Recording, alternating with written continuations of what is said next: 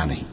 اور جب خرید و فروخت کیا کرو، مثلا زمین جائیداد کی، تو بھی گواہ کر لیا کرو، اور کاتب دستاویز اور گواہ معاملہ کرنے والوں کا کسی طرح کا نقصان نہ کریں۔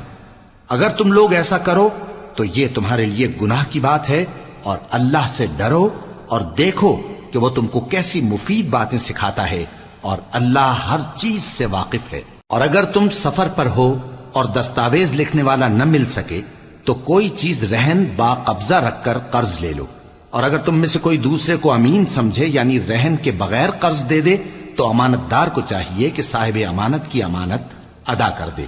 اور اللہ سے جو اس کا پروردگار ہے ڈرے، اور دیکھنا شہادت کو مت چھپانا،